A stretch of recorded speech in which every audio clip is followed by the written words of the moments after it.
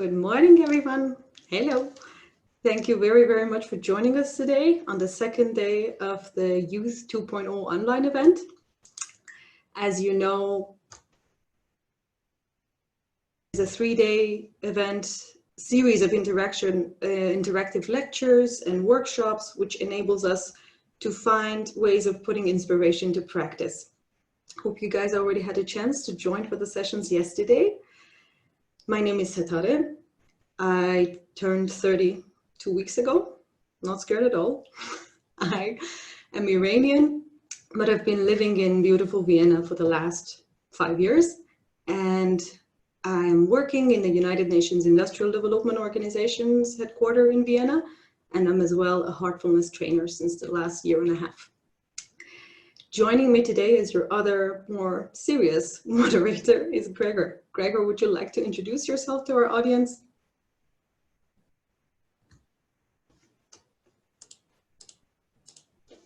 Hello, everyone. Nice to meet you all. I'm Gregor. I'm joining you from Vienna as well. Will be very happy to moderate overall the afternoon sessions, while Seti will do the morning sessions. And I'm looking very much forward to this day and hope you really enjoy it. Thank you so much, Greg. So, as you may already know, the theme of today is embrace. Youth 2.0 was organized by a big group of mostly young volunteers with the hope of inspiring and empowering all of us here to explore within, embrace our intuitions and evolve through our very own ideals. Day 1 was designed to encourage us to think about how we want to write our own story and explore the potentials for personal growth. We had a phenomenal conversation between neuroscientists and quantum physicists, plus a very interesting session on exploring your feet by Benjamin, which will continue today. He will have another session for us today and tomorrow as well. And as well, a very interesting session with Joshua Pollack, who is a New York Times bestselling author, about the Heartfulness meditation system, as well as a session on breaking barriers with Nigel Moya. Nigel is actually very kind. He's opened up some space on his very busy schedule that allows you guys to go back to him if you want to consult with him on some matters related to your life. You can check out the video for yesterday and find all the information on how to contact him there. Now on day 2, we would like to encourage us all to embrace where you are in your journey with love and respect for your entire being. Welcome varied perspectives on lifestyle as we find our own balance, heed our heart's call to relax, rejuvenate, and declutter every now and then. Today as well, we can learn tools for communication that effectively carry this love and respect to others too. Imbibe practice to sustain our connection to ourselves as we progress in different aspects of our lives. Day 2 is about balancing multiple aspects of our life, be it our inner journey in our health and career, moving from merely juggling them to embracing them into a cohesive, wholesome lifestyle. Yeah, thank you very much, Seti. Probably just a few words about the concrete sessions today. As Seti mentioned already, the sessions or today's program is about embracing, and we tried to put up a very differentiated, very diverse program as much as possible. So we have sessions that inspire or try to inspire you on a mental or emotional level, like how embracing uncertainties can help you in decision making, or what kind of role does embracing play in living an integrated life. Some sessions will also be rather physical. We will have a Feldenkrais session today and a Qigong session as well, which I'm very happy about. So I hope very much you enjoy the program, and I will give over the morning moderation to Seti and wish you a lot of fun. Thank you, Greg. So to kick off our day, I am very excited to introduce to you 2 very dear gentlemen that I have had the pleasure of knowing rather closely in the last couple of years. Alain Desvigne and Christian Dürr. Alain is a co-founder and CEO of AMARENCO Group, a leading global solar independent power producer focusing on energy and agricultural transition. His 20 years career has been focused on leading with the heart and in international development and investment in water and low carbon energy infrastructure. Christian is the founder and managing director of Isar Estate, a Munich-based real estate company. At the age of 19, he discovered the Heartfulness method of meditation during a journey to India. Now he has been a Heartfulness trainer for the past 20 years and is one of the directors of the Heartfulness Institute in Europe. Joining them today for a question and answer session about the topic youth time, making choices and embracing uncertainties, are Marta and Prune. Marta is a Heartfulness trainer and a dentist who likes to work with her patients from a holistic point of view. Prune is a 22-year-old philosophy student from Switzerland. She's as well a Heartfulness trainer and would like to describe herself as a reality and experience seeker. Guys, thank you so much for joining us today with this really interesting topic. I'm very excited to have you on board. And I think a lot of us can really resonate with this topic. I leave the floor to you. Hi, good morning. Thank you very much, Sitare, for the introduction. This is Alain here. Good morning, everyone. Thank you, Sitare, for this very nice introduction, indeed. Hello, this is Prune from Switzerland. It's been nice to hearing from Sitare today morning. Thank you. Good morning, this is Marta from Lyon. It's a pleasure to be here. So,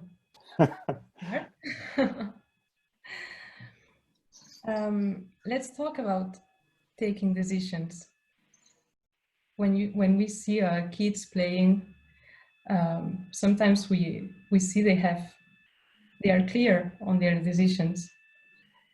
So my question is, what makes the difference between kids and young adults in terms of taking decisions?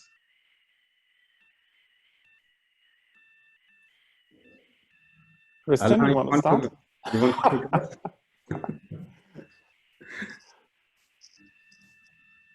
Go ahead, man. Okay.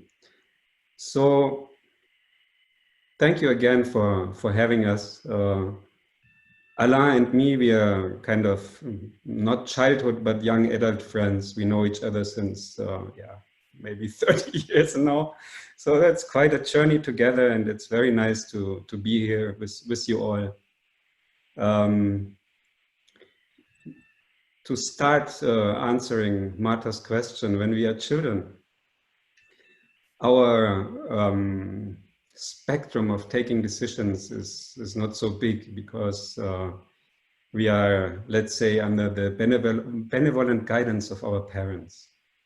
And shifting from childhood to youth means that this spectrum of decisions becomes larger and larger. And we discover that, we are responsible for our life in a sense, and also for the decisions we take. So as children, we are innocent, we are open-hearted. I'm talking of, let's say, a happy, sane childhood. Of course, there are some sad exceptions. But let's say you have good parents, so you feel embedded in this security, and your whole life is centered around the family. And when you become older, you start to discover the world and that there are so many decisions to take. And that's the shift from childhood to youth. Want to continue, Alain? Okay, all right. I think you made a very good intro on this. Maybe I take one of my favorite story, which is the story of Pinocchio. I think it illustrates very well the point here. So Pinocchio, as you well know, is a story of a wood boy who basically starts a journey, and he is gifted with Jiminy Cricket, which is the voice of his conscience. So he takes on a journey to go for the first day to school, and on his way to school there is this cat and this fox, which basically trap him and manipulate him and take him away from his journey to school. So you have Jiminy Cricket, the voice of his conscience, who tells him, don't go with them. You will be trapped. So he gets the warning, but he doesn't have knowledge. He's innocent. So he goes and with them, and as you know, well know the story, he ends up in a cage, and he gets rescued by the fairy. So lucky, he goes back to school on his journey to school, but second time he gets trapped by the coachman, who tells him there is a wonderful place which is called Paradise Pleasure Island, and the desire is basically pulling him in this direction. And again, Jiminy Cricket, the voice of his conscience, is trying to tell him, don't go there, don't go there. But he listens to the coachman and ends up in Paradise Pleasure Island. It's a wonderful place, and lots of cigars and swimming pool and everything. And the story goes on like that until he starts to learn to listen to the voice of conscience. And this is where he then becomes a human being. So it's a beautiful story, which also somehow illustrates the fact that when we grow up, we have indeed some choices or some decisions to make, and the consequences are not significant when we are young. And the more we grow, the more, I would say, the voice of conscience becomes relevant. And this is part of the learning of life, the journey of life. The good thing is that even when we don't listen to the voice of conscience, we still have the opportunity to become a human being. So that's the learning.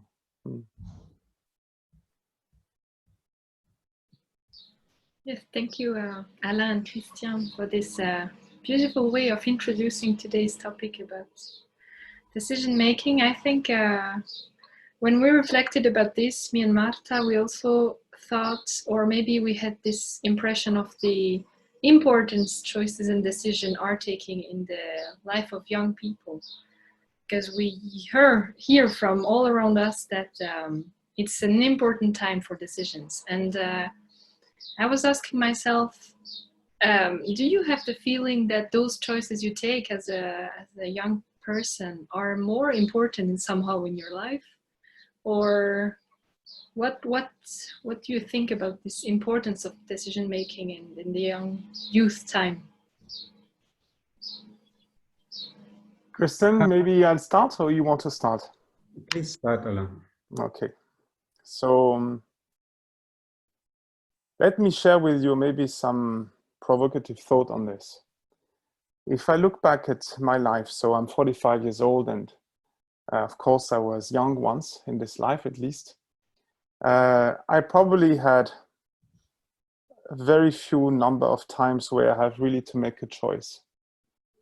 Decisions I have to make every day, since I would say, even more so in the past few years as a CEO of the company, and I'm kind of the key decision maker. So I have probably 20, 30, 40 decisions every day, which have an impact not only on my life, but on the life of my community, so of my people, the people I work with in my company. So decisions are there all the time. But critical choices, I would say I can probably count them on the fingers of my hand. If it's not two hands, if it's not one hand, it might be two hands.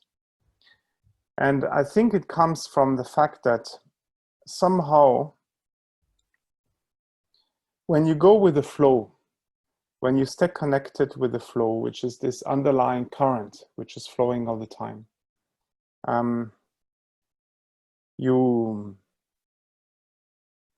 there's no hesitation. Everything happens naturally. If you look at a tree, if you look at the sea, it doesn't have choice. It's perfectly one with its environment. And of course, we are gifted with certain aspects, which is intelligence, which is conscious, which is ego. So all these aspects plays in life.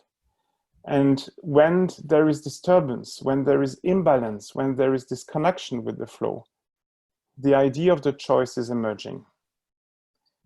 If you're perfectly aligned, if you're completely in tune and everything is aligned, there is balance and there is no choice. So that's an easy way to say it, because of course, when you have, let's say, certain choices have a huge impact in our lives. So let's say the partner, the one we are going to partner with for the rest of our lives. Career choice is, of course, something that seems quite important when we are young. What plays into the game for me in these moments of choices, of really relevant strategic choices, they are really around, let's say, affected or impacted by two gravitational fields. I call them gravitational fields because they really have so much power, so much pull on ourselves that they create this disturbance. They create this disconnection from the flow. And they are fear and desire. The fear is, of course, if I take the example of partnering with someone that I want to stay with and have children with and create a family. The fear is not choosing the right person. The fear is ending up leading an unhappy family life. And then at the same time, the desire comes also into the game because the power of desire is very strong. You might feel very attracted by the person because there is a chemical reaction which is very strong. The chemistry is perfect. So it is easy to say that, of course, you have to remove fear and remove desire in order to make the choice. But if you look clearly, these are the only two things, net at the end, which really do have an impact on the choice we're making. So how to do it is very simple. Simple to say, different to act. But simplicity is around removing fear. The way you do it is acceptance. Accepting things. Accepting the fact that I don't have control. I might choose now, but I don't have the control on the future. So acceptance is number one. For desire, it's all about contentment. Creating the field of contentment, creating the field for absolute contentment, and saying, okay, the state of desireless, which is contentment, you're free from that pull of gravity, and then you create again this stillness, this balance, this reconnection with the flow. And there you can have clarity, you can hear more clearly what the heart is basically giving you as a compass. It's basically really re-establishing, having this capacity to see things clearly. So this is maybe a long answer for a short answer, but these are basically for me the tools. And of course, meditation was very significant in terms of tool to create the state of acceptance, the state of contentment, and the ability to connect with the flow even when there was a really critical choice, especially with family decision and career decision.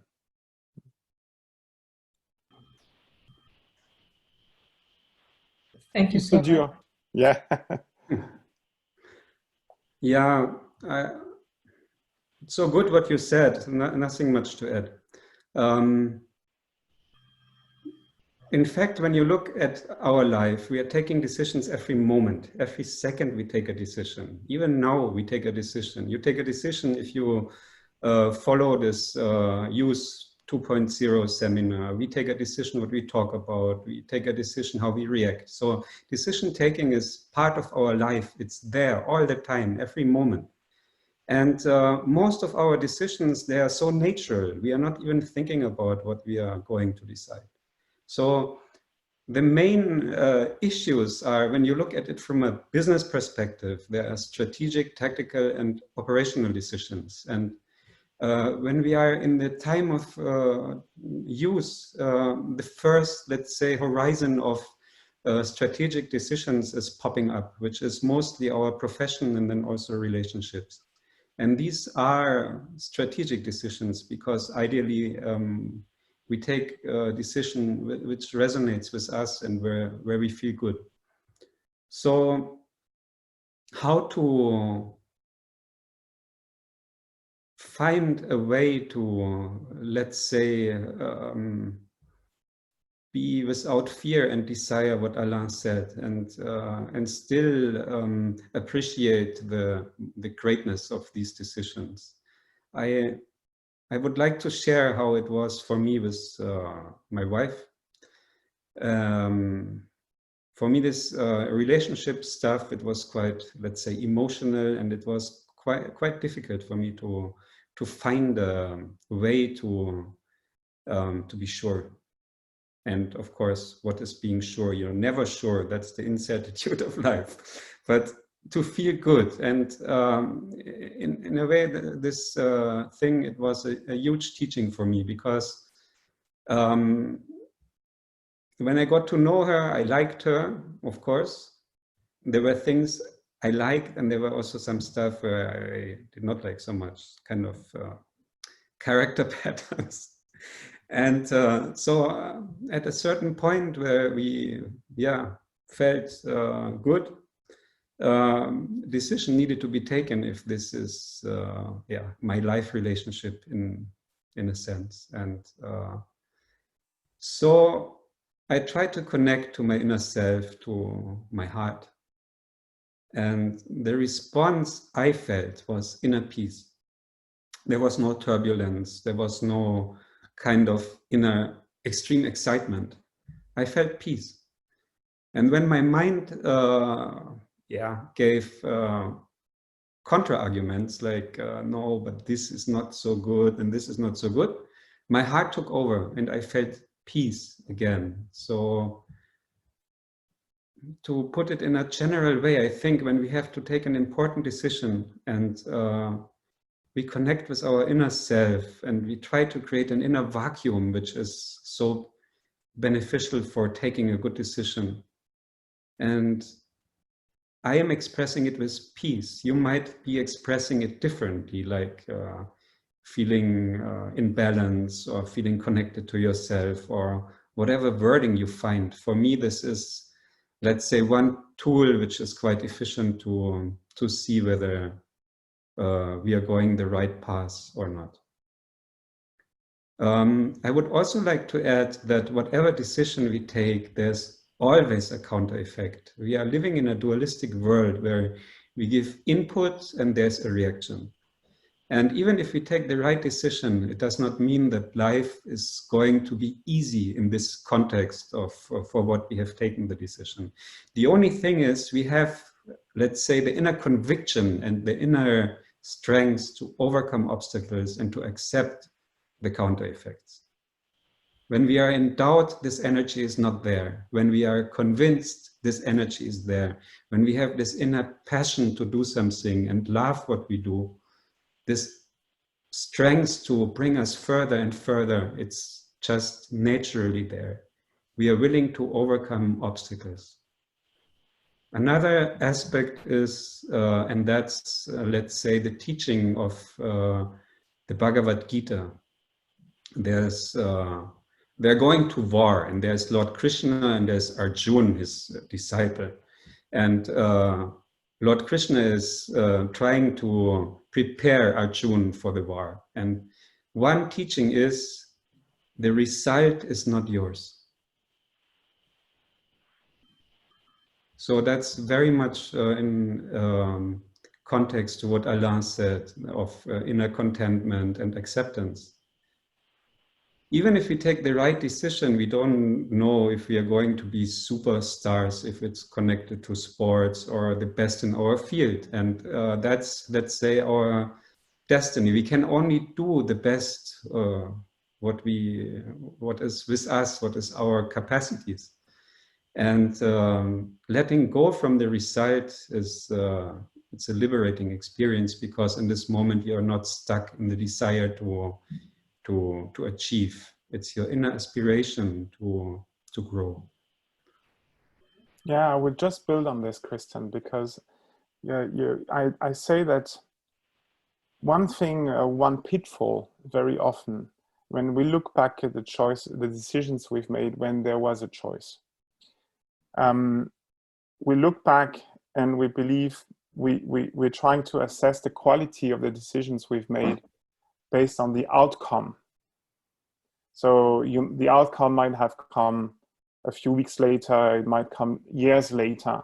For instance, you get married with someone and the outcome is terrible. Okay, and then you said, shit, I really made a terrible choice back then. Okay. The fact is, when you make a decision, when you say you're at peace, I love that. I love the way you're saying it, because basically it means everything is aligned. The mind and the heart are completely aligned. You've done your assessment, you've looked at it, you're completely in tune and at peace. Even if it's hell after that, it's part of the learning. So you cannot say because it's successful or if it's a failure, it was a wrong decision and I have to be careful in the future not to repeat it. That's wrong. Making a choice and taking a decision where you are at peace will not necessarily lead you to a successful outcome. That we have to be ready for it. We have to be ready that it's gonna be for sure a learning. Maybe a successful learning, maybe a failure learning, but in all cases, it's gonna be a learning. And I think somehow it removes the element of fear as well, because then you say it's not under my control. It's not under my, it's not under my field of control. So that's quite relieving. Would you agree, Marta? I like this constructive idea of taking choices. So once we make a decision, if we feel inner peace, it means that in this moment, it's the right decision. But as we live in a dynamic system, maybe some years later, the decision we took, it's not accord to the present life we are living. Mm-hmm. So how to keep connected? How to know in this moment, the decision I took some years ago is not in line with my present life. How to do this checkpoint in different stages of our life? You know, if I look at, there's one beautiful quote. I think it's anonymous. I'm not sure someone famous wrote it down, but it states the following: we don't have control over the wind, but we can adjust the sail. So the wind is blowing in so many directions. It's never blowing in one direction. It's blowing in so many directions, and it changes with time. It might blow in one direction for half an hour, and it will blow in another direction in another half an hour. So adjusting the sail is what we have under control. So if I look at the climate, the weather, no control over it. It's a fact. It's happening. Today the sun is shining. Tomorrow it's raining, and 1 hour is raining. If I look at what happens in the country, I don't have much control over it. I may select a president for 4 years, but then what's really my input into the government is quite limited. And then even my wife, if I get married to her, how much control do I have over her? Not much.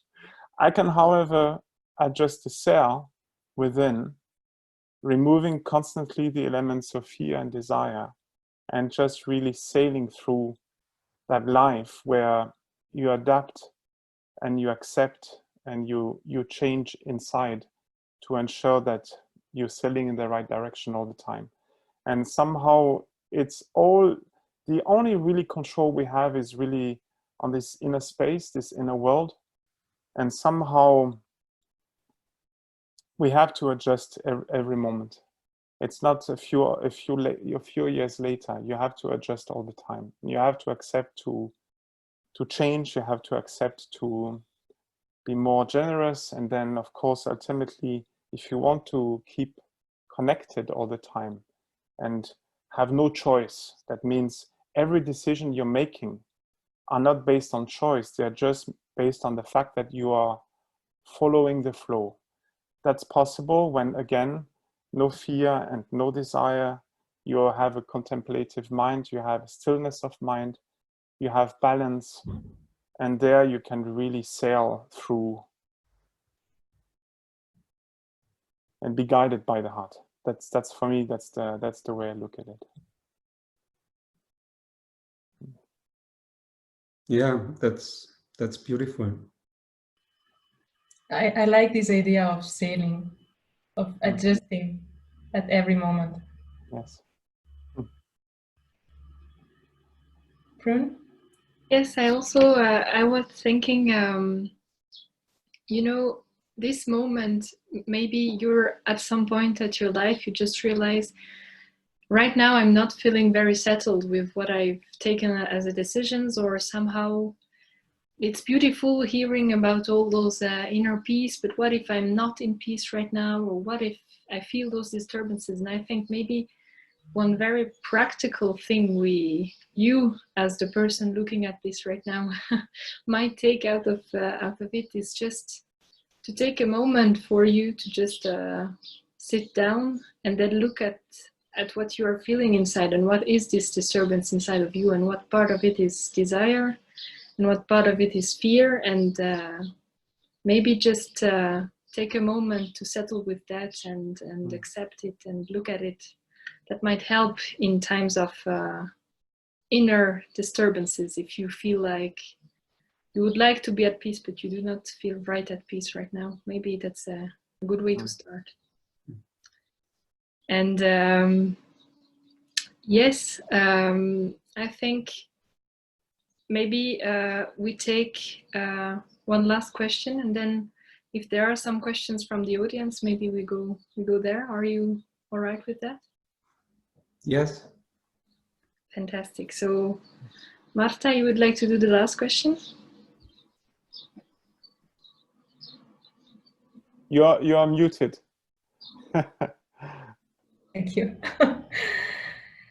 Do you have any suggestion to embrace fear and the unknown? Yes, a big yes for that. First of all, Prune, thanks a lot, because I really loved your comment on how to deal with it and becoming aware of it, because the first step is indeed look inside and being aware that the energy of fear and the energy of desire, as I was saying, they are really gravitational fields. They are really powerful energy. They really stick, you know, it's like glue. They really glue on you, you know. So it's like when you're afraid of the future and you're afraid of what's going to happen and you're afraid of taking the wrong decision, it's really like a glue. It's just sticking. And somehow becoming aware that the glue is there is also the first step of feeling free, because then you say, oh yeah, it's there, but actually it's not real. And the first step for me is, or the second step after you becoming aware of it, is to realize it is not real. So back to what you were saying is an indication of how to go through that, how to sail, how to really, you know, reach the escape velocity. You know, when the rocket has to is launched and has to leave the gravitational field of the Earth, it has to reach a certain velocity. It's called the escape velocity. How to do that? For me, it's joy. If you really bring joy, that means full heart, into a picture, this joy is just the way to escape the glue of the fear and the desire. That joy is just overcoming everything. It takes you to the space where there is like Kristen was saying, vacuity, vacuum, and you have absolute sense of freedom. There you can take your decision.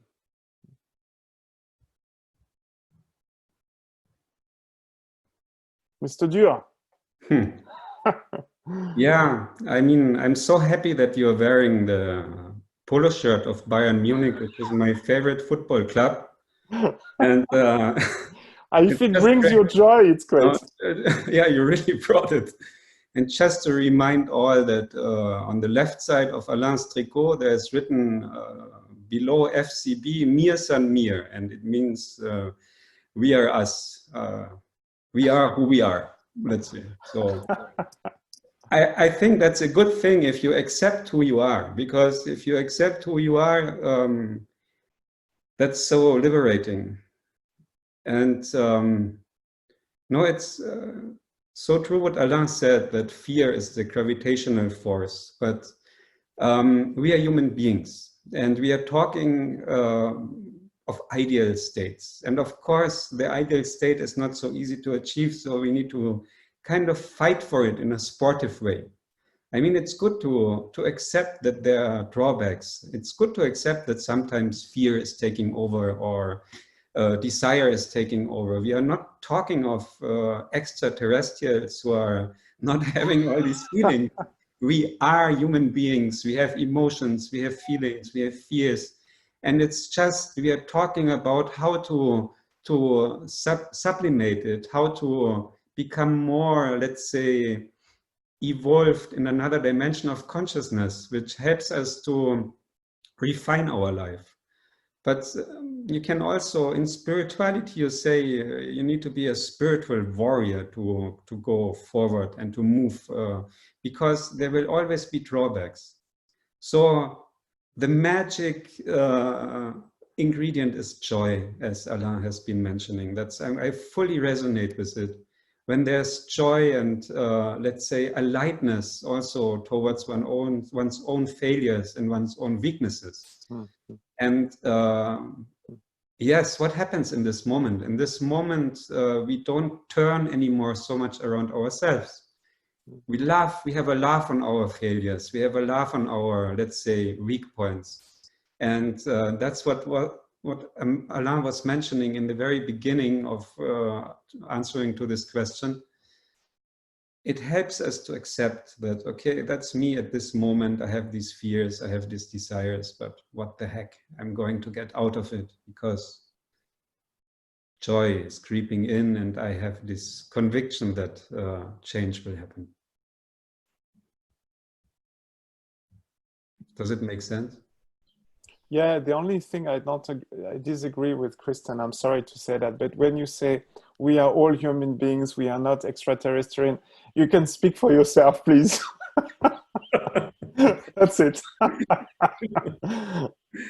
From which planet are you? Yeah. Bayern. All this later. But that's the best one.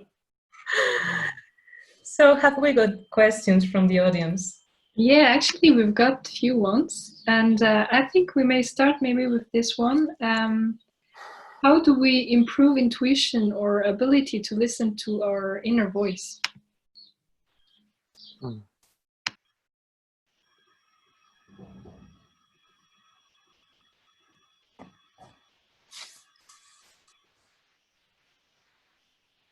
It's all about stillness. Yeah, I was going to say the same. Go ahead, Bryn. Go ahead, Bryn. Yesterday we had this beautiful moment of creative silence, and yeah, I just wanted to share that I felt amazed about how letting a space open inside of yourself for silence or for things to come out just starts to improve the resonance inside of you, just starts to, yeah, the things just pop up from themselves. So creating silence for me would be the first starting point.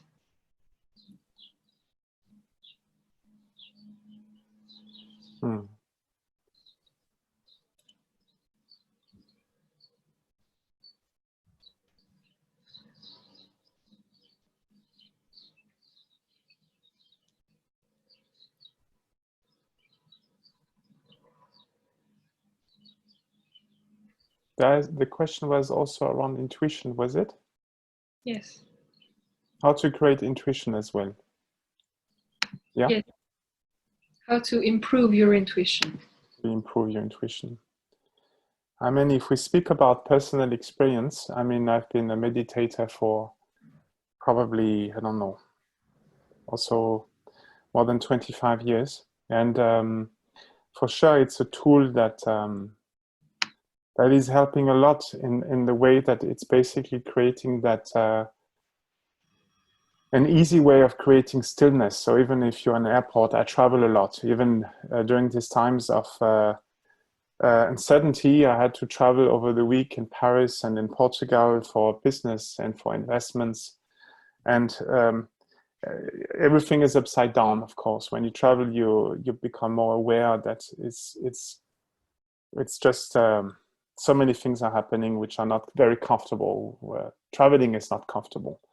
So the great thing is when you meditate, you can be in an airport, you can be in an airplane, when you can be in front of a person in a meeting where you have to make a decision in the middle of uncertainty. You know, investing right now is a tough call because you don't know if you invest what will be the results in a few months from now, because if we all go back into confinement, you make your investments and you do not know whether you're going to lose the money. So intuition in that sense becomes more natural when you have the ability to create stillness in the mind. And for sure, meditation is such a great tool because even when the outside environment is disturbed, which is the case right now, you're able to really still the mind and being really connected with the flow, as I was mentioning before. And being connected with the flow means really you receive inner intuitions. You're able to listen to, to tune in.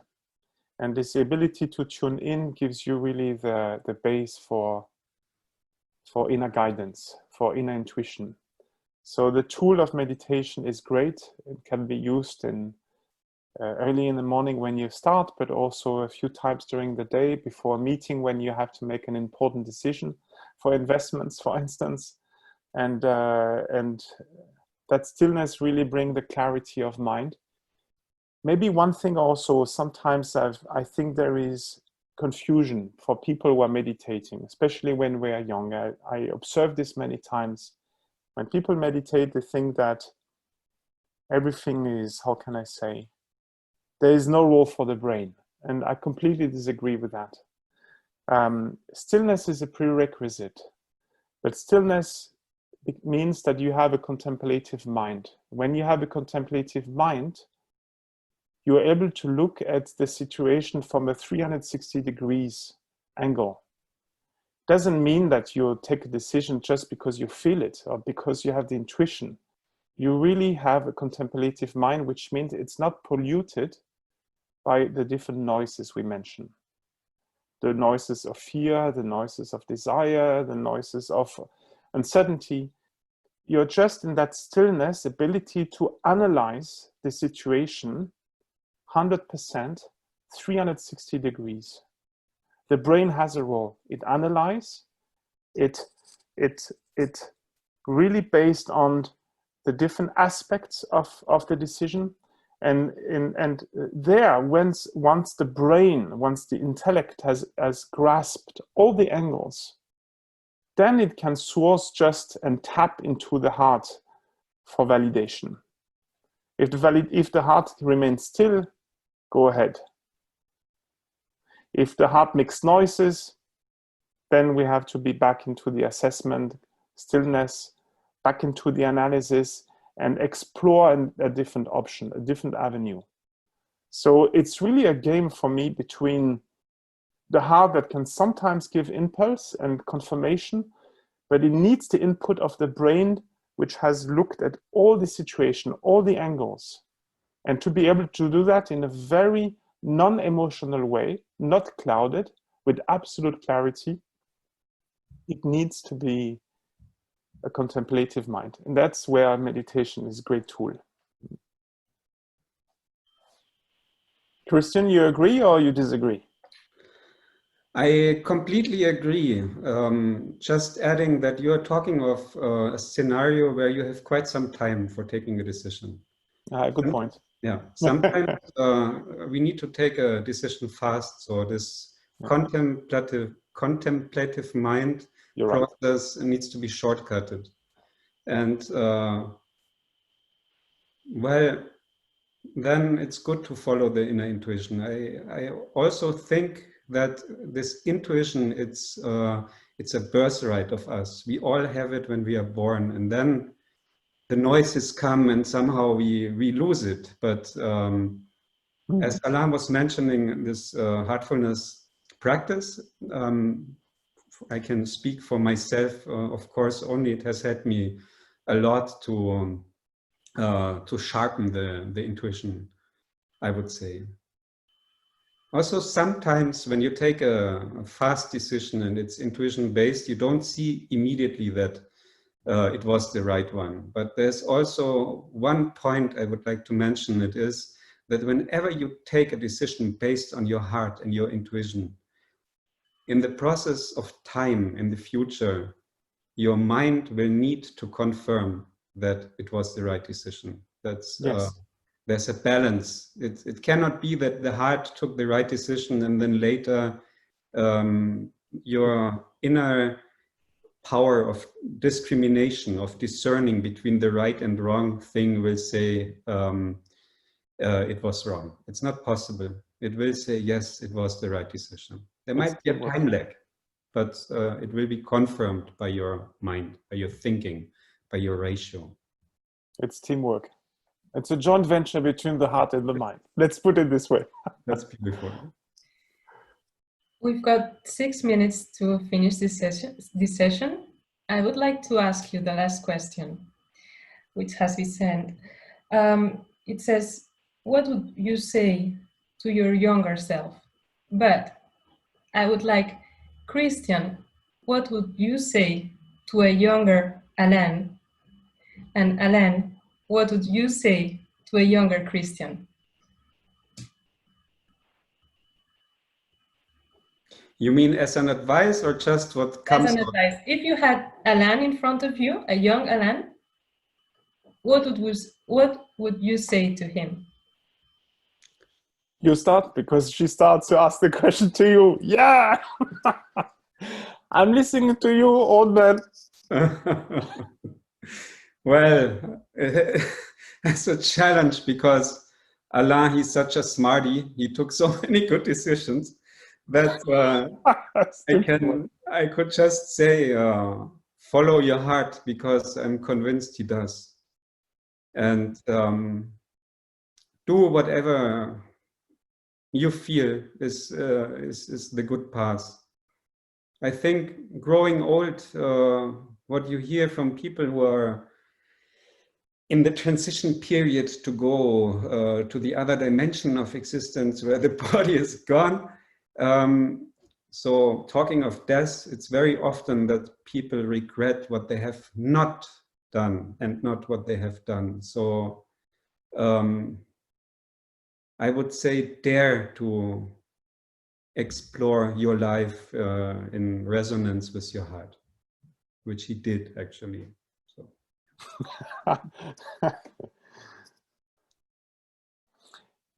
Okay, younger Christian. So he's an old soul, so you know he's very wise. That's the challenge of giving an advice to an old soul. But let's go for it. I'd say preserve joy in all circumstances. Whatever happens, whatever life gives you as challenges, remain joyful in every single moment. That's number one. Number two, have faith in life as much as you have faith in yourself. There is no difference. I mean, self and life is one, and you need to have faith all the time in yourself. Vivekananda used to say that. He said, what's the point of having faith in God if you don't have faith in yourself? So remain faithful in all circumstances. So joy, faith in yourself, and because there is never two times without a third advice. Give you a third one.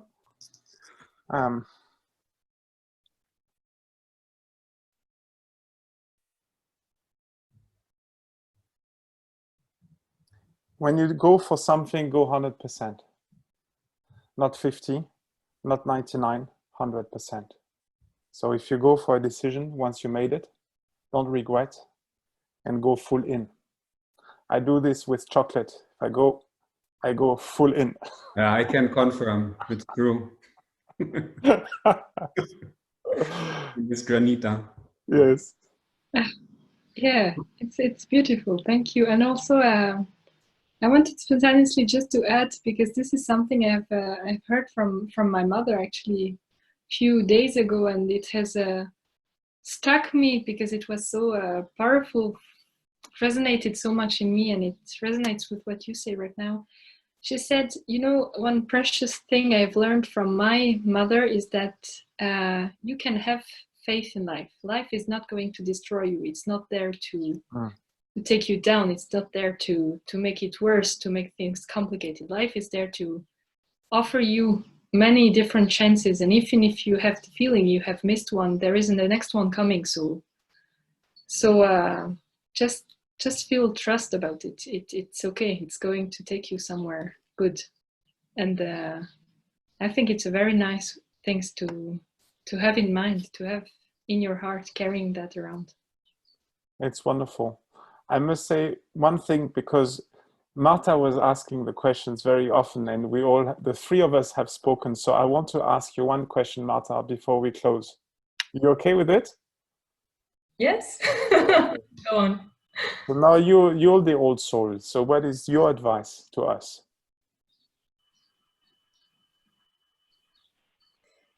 Smile and dance through life. Dance through life. Yes. Oh, that's Wonderful. beautiful. That's the great. perfect conclusion. Yes. We'll dance with you. Perfect. Let's dance all together. Yes, I would like to just thank you all very much for this beautiful moment. I've so enjoyed myself. It's been really nice. Me too. And I'll just let Setare retake it from there. But thank you very much. Enjoy the chocolate. Remember that. Thank you so much, everyone, for joining us and starting our event today with such a beautiful conversation. It was lovely having you. Have a beautiful rest of the weekend. Thank you so much. Cheers. Ciao. All the best.